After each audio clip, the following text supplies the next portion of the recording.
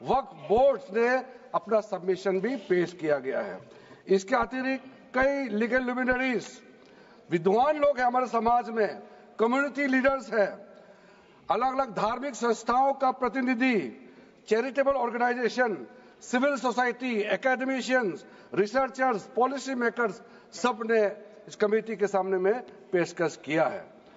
उसके साथ साथ मैं कहना चाहता हूं सर, आज जब मैं जो बात रखूंगा आपके सामने में, पिछली बार जब हमने ये प्रस्तुत किए थे बिल को इस सदन में, तब भी मैंने कई बातें बताई थी। आज मैं उसको नहीं दोहराते हुए कुछ बातें मैं जोड़ूंगा, और मुझे अपना बात रखने के बाद सिर्फ उम्मीद ही नहीं, पूरा यकीन है कि जो जो लोग इस बिल को विरोध कर रहे थे वो हृदय में भी बदलाव होगा। पॉजिटिव सोच के साथ इस बिल में सब समर्थन करेंगे, ये मैं विश्वास के साथ आगे अपना बात रखना चाहता हूं। क्योंकि मैं पॉजिटिव नोट से बात रखना चाहता हूं, तो इसलिए एक मेरे जो मन की बात है मैं कहना चाहता हूं, तो इससे अच्छा संदेश जाए। किसी की बात कोई, अध्यक्ष महोदय, किसी की बात कोई बदगुमान ना समझे, इस जमीन का दर्द कभी आसमान ना समझेगा। ये मैं दिल से कह रहा हूं, क्योंकि अच्छा सोच के साथ, बड़ा दिल के साथ, खुले मन से मैं ये प्रस्ताव आपके सामने में पेश कर रहा हूं। सर, कई लोगों ने अपने अपने तरीके से बातें रखी हैं। किसी ने कहा ये प्रावधान अनकॉन्स्टिट्यूशनल है, गैर संवैधानिक है। किसी ने कहा ये इलीगल है, अनलॉफुल है। सर, ये बिल जो हम लोग जिक्र कर रहे हैं कोई नया विषय नहीं है। आजादी से पहले ये बिल, जब पहली बार मुसलमान वक्फ वैलिडेटिंग एक्ट पास किया गया था 1913 में, तब से इसका इतिहास शुरू होता है। उससे पहले प्रिवी काउंसिल ने 1894 में इनवैलिडेट किया था वक्फ अल औलाद को। बाद में उसका प्रॉपर लीगल फॉर्म में 1913 के बाद फिर 1923 में द मुसलमान वक्फ एक्ट लाया गया था, जिसमें अकाउंटिंग और ट्रांसपेरेंसी के बारे में ये जोर उसको देते हुए ये एक्ट पास किया गया था। उसके बाद 1930 में द मुसलमान वक्फ वैलिडेटिंग एक्ट लाया गया है, जो रीइंफोर्स करता है legal validity of the family waqf. परिवार में जो वक्फ होता है उसको जोड़ देते हुए ये बिल लाया गया है। उसके बाद आजादी के बाद 1954 में 1954 में वक्फ एक्ट पहली बार आजाद भारत का एक्ट बनी, और उस समय स्टेट वक्फ बोर्ड का भी प्रावधान उसी 1954 एक्ट में प्रावधान किया गया था।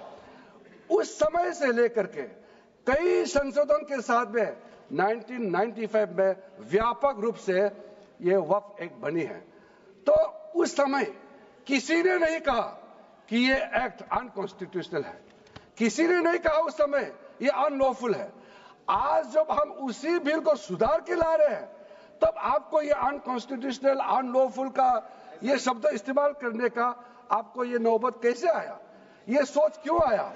अगर आप सच्चे दिल से सोचते और मन साफ होते तो आप तर्क पे जाते। इस संशोधन बिल में जो जो तर्क है आप उसमें बात कीजिए।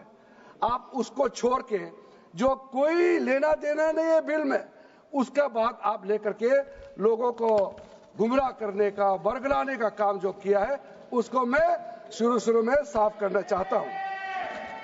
अध्यक्ष महोदय जी, 1995 में ट्राइब्यूनल का पहला व्यवस्था किया गया है, ताकि वक्फ बोर्ड का कोई भी निर्णय किसी को अगर पसंद नहीं है या उसको चैलेंज करना चाहता है तो वक्फ ट्राइब्यूनल वहां आप जा सकते हैं। उसका प्रावधान पहले बार हुए हैं, और उस समय यह भी फैसला हुआ कि 5 लाख से ज्यादा आमदनी किसी वक्फ प्रॉपर्टी में है, उसके लिए सरकार एग्जीक्यूटिव ऑफिसर्स अपॉइंट किया जाएगा।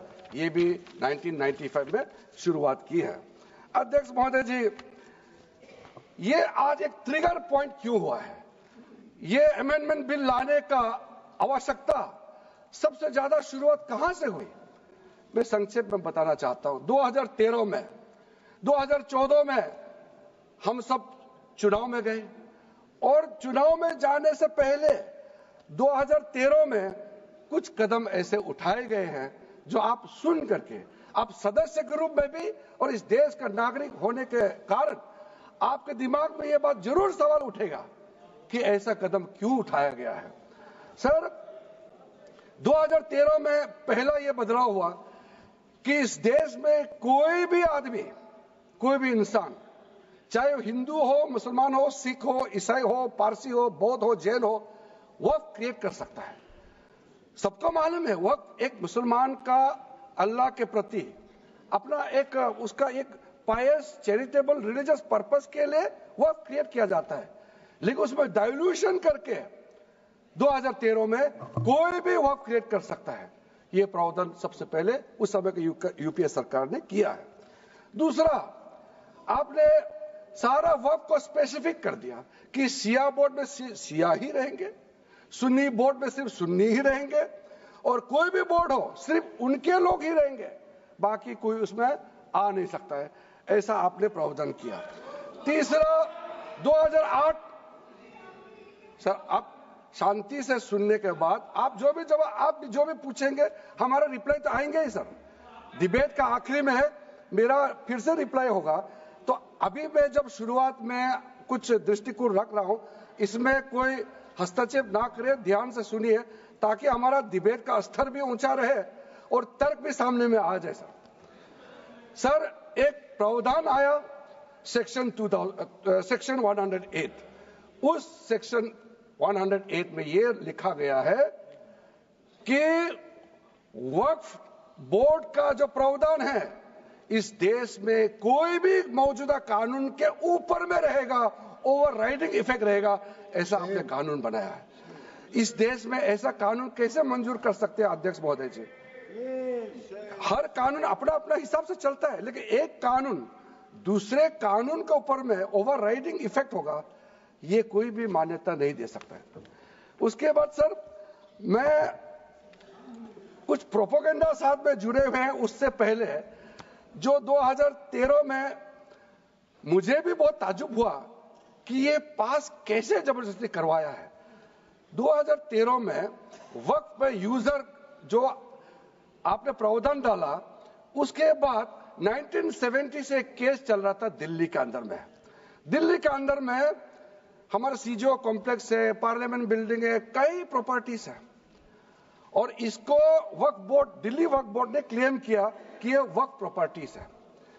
उसके बाद ये केस चल रहा था अदालत में। उस समय यूपीए सरकार ने पूरा सारा जमीन को डी नोटिफाई करके वक्फ बोर्ड को दे दिया। 123 प्रॉपर्टी। अगर आज हम ये संशोधन लेके नहीं आते तो जिस सदन में हम बैठे हैं, ये पार्लियामेंट बिल्डिंग, इसको भी क्लेम किया जा रहा था। एयरपोर्ट, बसंत विहार, और अगर नरेंद्र मोदी जी का सरकार नहीं आते, अगर यूपीए का सरकार कंटिन्यू रहता, तो क्या क्या बिल्डिंग को डी नोटिफाई किया जाना था। 123 प्रॉपर्टी को तो डी नोटिफाई किया। मैं रिकॉर्ड में कह रहा हूं, अपने मन से कुछ नहीं कह रहा हूं, मैं ऑफिशियल रिकॉर्ड का बात बता रहा हूं। अध्यक्ष महोदय, आप काहे को उछल रहे हो? मैं अपने से थोड़ी बोल रहा हूं, जो हकीकत बात को बता रहा हूं। आप आराम से बैठ के सुनिए। आपके दल को और आपको सबको बोलने का मौका मिलेगा। माननीय मंत्री जी,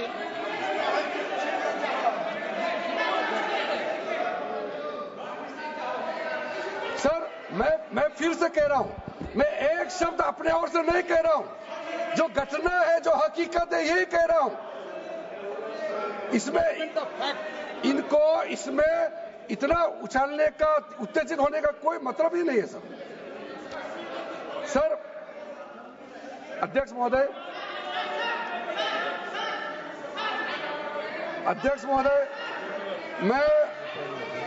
मैं आपके माध्यम से सदन को कहना चाहता हूं कि जो संवैधानिक बात उठा करके लोगों को गुमराह करने का जो प्रयास किया जा रहा है, उसको भी देश के सामने में सही बात रखना बहुत ही जरूरी है। एक बात बार बार इन लोगों ने कहा गया है कि ये जो वक्फ अमेंडमेंट बिल है ये आर्टिकल 25, आर्टिकल 26, आर्टिकल 30 का उल्लंघन करता है करके इन्होंने इल्जाम लगाया। पढ़ चुका हूं, आप पढ़ लो। कभी भी डिबेट के बीच में पॉइंट ऑफ ऑर्डर नहीं होता है, व्यवस्था दे दी है पंथवाना कभी। माननीय मंत्री जी बोलिए। अध्यक्ष महोदय, दूसरा विषय इन्होंने समानता का बात उठाया। आर्टिकल 14 का इक्वालिटी को लेकर के उन्होंने सवाल उठाया, उसका भी मैं जवाब देना चाहता हूं। अध्यक्ष महोदय, ये कोई तरीका नहीं है। माननीय अध्यक्ष की व्यवस्था अंतिम व्यवस्था होती है। बोलिए मंत्री जी, आप बोलते जाओ। आप बोलते रहो। अध्यक्ष महोदय, क्योंकि मेरा कान खुला हुआ है तो ये डिस्टर्ब हो रहा है मुझे। मैं अभी ये पैन की बात करता हूं। अध्यक्ष महोदय, ये वक्फ बोर्ड का जो काम है ये बेसिकली वक्फ प्रॉपर्टी को जो संभालने वाले मुतावली और जो वक्फ प्रॉपर्टी को व्यवस्था करते हैं उसको संचालित करने के लिए ये गवर्नेंस का, सुपरविजन का एक प्रावधान है। किसी भी तरीके से वक्फ बोर्ड वक्फ प्रॉपर्टी को मैनेज नहीं करता है। वक्फ बोर्ड वक्फ प्रॉपर्टी मैनेजमेंट में हस्तक्षेप नहीं करता है। आप साफ साफ सुन लीजिए, अगर इसके पास तर्क नहीं है तो इस तरह यहां डिस्टर्ब करके बहस का स्तर को गिराने से कोई फायदा नहीं है सर। ये कोई तरीका नहीं है सर। बोलते जाओ सर। वक्फ बोर्ड का क्रिएट करना एक जो वाकिफ होता है, जो अपना विलिंगली वक्फ क्रिएट करता मैंने है। व्यवस्था दे दी है। आप जब समय हो तो बोले नो, प्लीज बैठिए। ये तरीका ठीक नहीं है आपका। बैठिए आप। नो, बैठिए। माननीय मंत्री जी, सूची है 2013 की प्रॉपर्टी मैं लाता निकाल बताना सूची मंगा के देते। कहते भी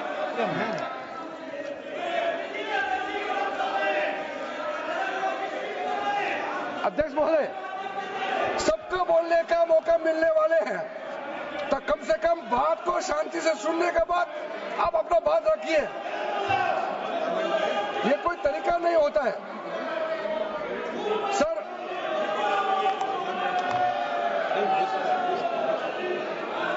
अध्यक्ष महोदय, ये जो उन्होंने गुमराह करने का कोशिश किया गया है, ये मैं कुछ केसेस आपको बताना चाहता हूं सर। आप देखिए आर्टिकल 25(1) क्या कहता है। संविधान का अनुच्छेद आर्टिकल 25(1) कहता है, subject to public order, morality and health, and to the other provisions of this part, all the persons are equally entitled to freedom of conscience and the right freely to profess, practice and propagate religion. Sir, government किसी भी धार्मिक व्यवस्था को, किसी भी religious institution, कोई धार्मिक काम में हस्तक्षेप करने नहीं जा रहा है।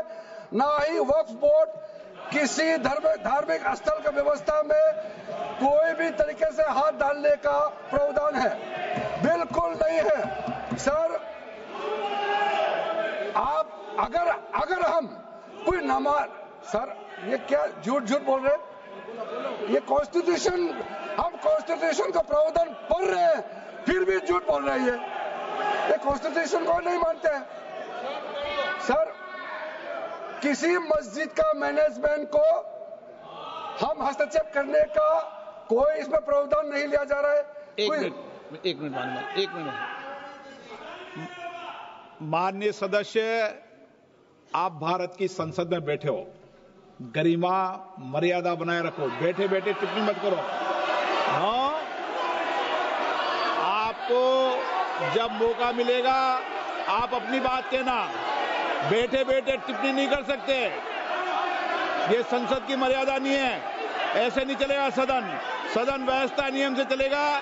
किसी भी व्यक्ति को बैठे बैठे कोई भी सदस्य जो बोल रहा हो उसके बीच में टिप्पणी करने का अधिकार नहीं है। माननीय मंत्री जी। अध्यक्ष महोदय जी,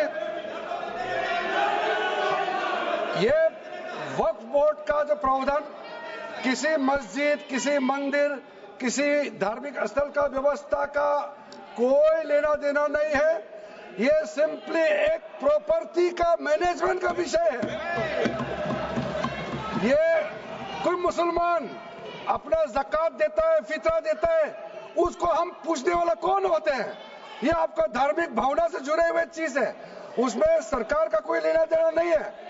लेकिन ये वक्फ प्रॉपर्टी का मामला है, लेकिन वक्फ प्रॉपर्टी का मैनेजमेंट करता है, मुतवल्लिज करता है। ये आपको इतना बेसिक ये फर्क जो है अगर समझ में नहीं आते या जानबूझ करके आप नहीं समझना चाहते हैं तो मेरा पास इसका कोई इलाज नहीं है। अध्यक्ष महोदय जी, ये आपके माध्यम से मैं फिर से कहना चाहता हूं कि ये सर क्या ये ऐसा बहस नहीं होता है जी। आप लोग का तर्क रखने का समय में बोलिए, ये बीच में कमेंट पास करने से सर हमारा पॉइंट का फ्लो भी बिगड़ता है और आवाज भी ठीक नहीं हो, अब आवाज भी ठीक से नहीं जाएगा। आप क्या चीज को जवाब देंगे सर? इसमें मैं कई ऐसे केसेस है जिसको मैं रेफर कर सकता हूं, लेकिन सदन में 3 केसेस का मैं रेफर करूंगा तो दूध का दूध पानी का पानी हो जाएगा कि ये धार्मिक व्यवस्था से कोई लेना देना नहीं है। आपको मैं पहला एग्जांपल देना चाहता हूं, सैयद फजल पकुया तंगल वर्सेस यूनियन ऑफ इंडिया।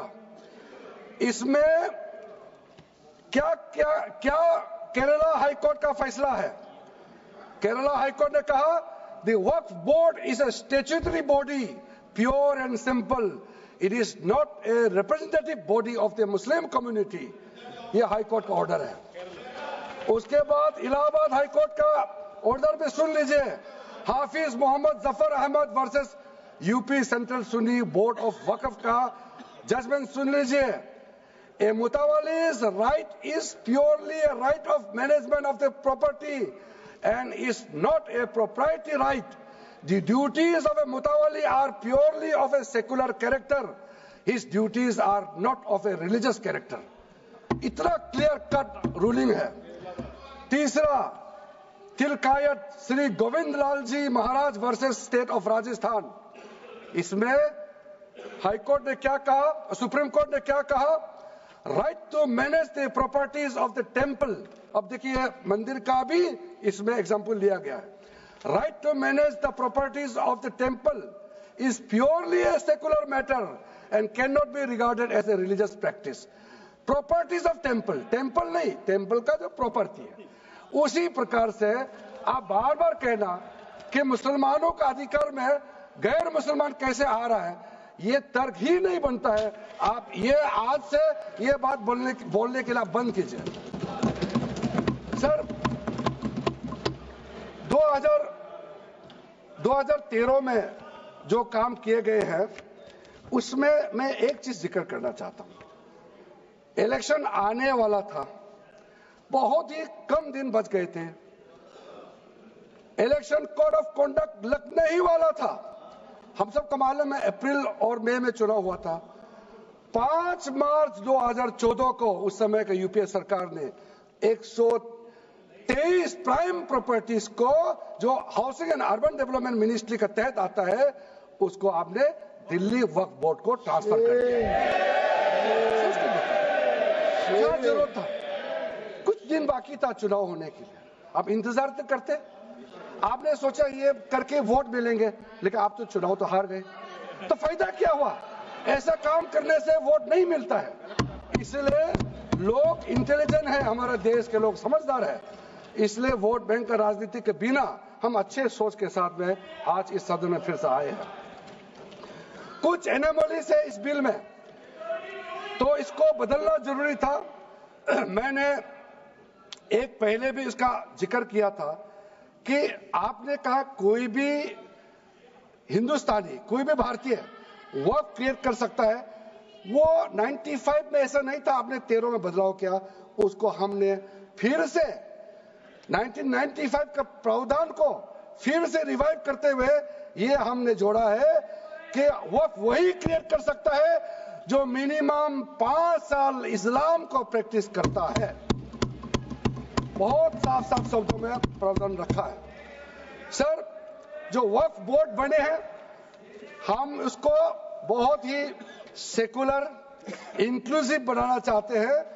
आपका पुराना प्रावधान को हटा करके अब हमने कहा है कि वक्फ बोर्ड में शिया भी रहेंगे, सुन्नी भी रहेंगे, बोहरास भी रहेंगे, आगा कानिस भी रहेंगे, मुसलमानों में जो बैकवर्ड है, पिछड़े लोग हैं, वो भी रहेंगे, और साथ साथ में महिला भी रहेंगे और एक्सपर्ट नॉन मुस्लिम भी रहने का प्रावधान रखा गया है। सब स्वागत करना चाहिए, इसको किसी को आपत्ति होने का कोई जरूरत नहीं है। उसके बाद सर, मैं थोड़ा सा इसको विस्तार करके बताना चाहता हूं।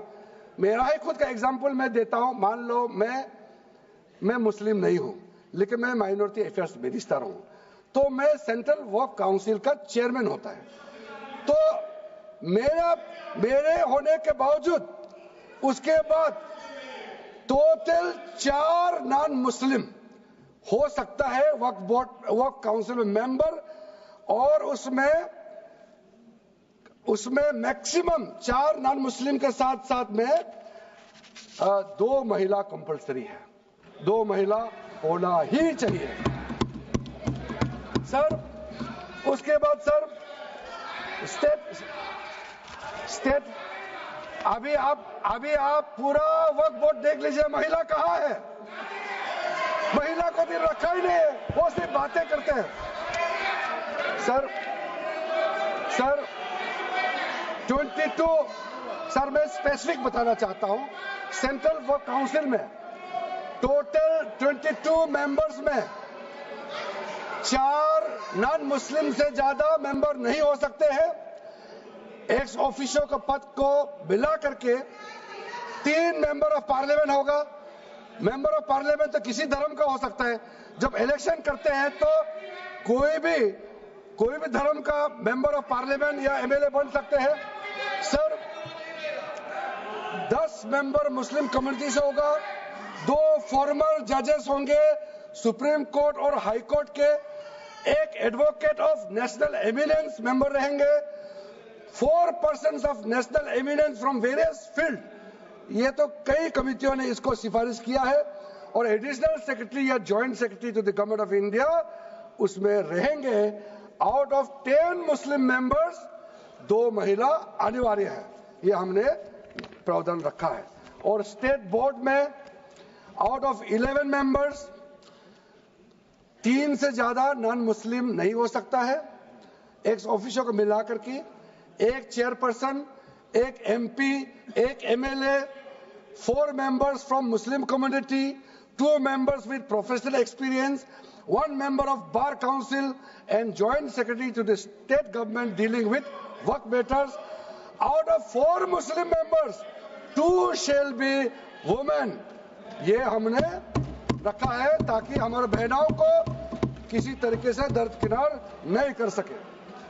वक्फ एक्ट सर, हमने जो नया प्रावधान रखा है उसमें जितना भी जो आर्बिट्रेरी प्रोविजन जो जरूरी नहीं था उसको हमने सामान्य रूप से देश में और जितना कानून है उसको मिलाते हुए मुख्य रूप से ट्रांसपेरेंसी इन वर्क मैनेजमेंट, सर्वे को अपडेट करने के लिए जो पहले इनसफिशिएंट प्रोविजन था, इसमें वक्फ लैंड रिकॉर्ड्स वगैरह में महिलाओं का इनहेरिटेंस राइट्स, बच्चों का राइट, और साथ साथ में कई हजारों केसेस पेंडिंग है ट्राइब्यूनल और कोर्ट्स में, उसको सेटल करने के लिए जो आज लगभग 10,000 से भी ज्यादा केसेस जो पेंडिंग था और कुछ सालों के अंदर में 13 से 30,000 केसेस पेंडिंग हो चुके हैं, उसको सरलता से सुलह करने के लिए हमने रास्ता खोजा है।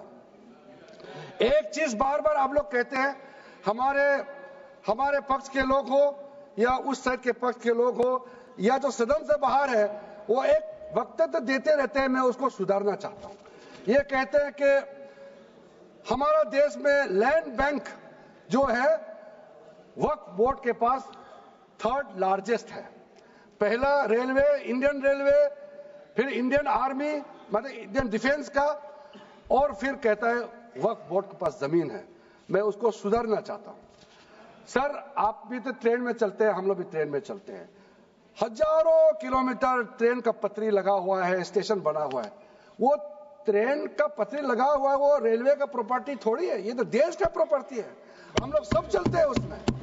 इसको आप कैसे लगा सकते हैं कि रेलवे के पास इतना है, वक्फ बोर्ड के पास इतना है? वो देश का प्रॉपर्टी है।